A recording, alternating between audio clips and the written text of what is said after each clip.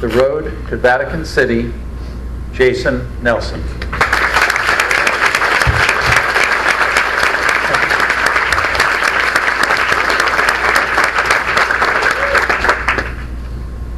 It wasn't too long ago that I got home after a long day at work, sat down on my couch, turned on my TV, and what do I see? The good Congressman Darrell Issa, who has convened a panel of religious experts to discuss with him the debate between the Catholic Church and the federal government regarding whether or not Catholic organizations should have to provide contraceptives to women under federally mandated health care. Congressman Issa had brought together bishops and rabbis and Catholic priests, and they were unanimous in their opinion that ultimately Catholics will find protection under the Constitution. Now, I was not surprised that this disparate group of people were able to come to a unanimous consensus. What did surprise me was that this group of people was unanimously male. Not a single woman had a seat at the table to partake in this discussion. I live with my wife and my 11-year-old daughter Noelle and my 7-year-old daughter Natalie. I can't go to the grocery store without at least the 7-year-old with me, because then I come back with bags of meat and potato chips and beer, and I'm faced with tough questions like, what will we put in our lunches? Are we going to get scurvy? And worst of all, why don't we go back to the store now? So it's a good policy. Folks, the fact of the matter is, and ladies, you know this is true. The fact of the matter is that if men got pregnant, there would be no debate. If men got pregnant, we wouldn't even be able to understand the debate. What are you saying, that the world has run out of contraceptives? No, what I'm saying is that there's plenty of contraceptives in the world. You're just not allowed to have access to them. What would you do? Well, I would kill that man, I say. Because to deny me access to contraceptives is to deny me access to choice. And to deny me choice is to impinge upon my liberty. And to impinge upon my liberty is terrorism. So hooray, killing! I believe that if men got pregnant, the very road to Vatican City would be lined with genetically engineered contraceptive trees. And every morning the men of Italy would come together into the streets and they would eat the fruit from the contraceptive trees, and they would revel in their God-given right to not get pregnant. The fruit is bitter, my friend, but well worth it. Well worth it indeed, I say.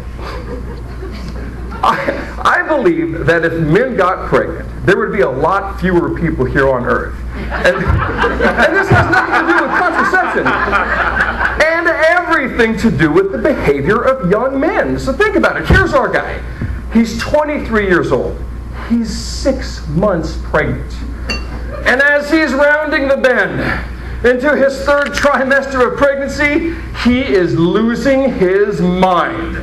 So he's gone out with his buddies, and he's gotten drunk and naked, and he's climbed a tree with his snowboard in hand, because he's decided that he's going to jump from the tree, get onto the snowboard, land on the roof of the building next to the tree, and then slide gracefully down to the ground. Why? Because it's there. That's how men think. So he's up in the tree and he's shaking his snowboard, and all of his friends are down there, and they're all drunk, and half of them are pregnant, and they're cheering him on. You can do it, you can do it, this will be epic. And he's up in the tree and he's loving it. But down amongst the men are the women, and they're giving him very different advice. They're saying, don't do it. This is a terrible idea. Do not jump, think about the baby.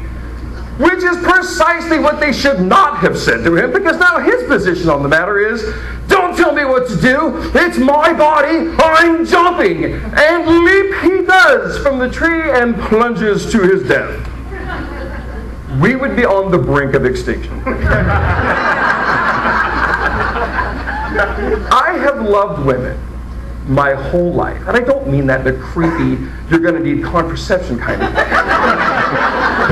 I mean that as far back as I can remember, there was my grandmother, and there was my mother, and my older sister. And now there's my wife, and our 2 daughters, and our 2 granddaughters. And that's 6 generations of women that have had an enormously positive impact on my life. Unfortunately, my mother passed away before my daughters were born. My daughters loved to hear stories about my mom, and I loved telling them. I adored my mother. And I remember one evening when my youngest daughter, Natalie, she was about 5, and I was telling them stories about my mom, and I got sort of wrapped up in it and carried away and became very emotional and started to cry. And Natalie came up to me, and she had seen Bambi and The Lion King, so she could totally comprehend grieving a lost parent. And because I'm sitting on a couch and she's 5, like we're right at eye level, and she walks up with such concern and compassion on her face. And she reaches out and she takes my face in her hands and she starts to talk to me. And I can't tell you what she was saying, because all I could think was that those little hands felt so sticky. God, they were sticky, and whatever it was now on my face. And oh my God. And she smelled funny, because she's in this phase where she'd take a bath, but she wouldn't use shampoo or soap, or she hated toothpaste because it's too minty. Well, of course it's minty. Normal people like that. My point is not that 5-year-olds are inherently disgusting people. They are. My point is that, ladies and gentlemen, that when this little girl reaches the age of reason, she should be able to choose for herself. That choice should not be made by some congressman and a panel of men. Mr. Toastmaster.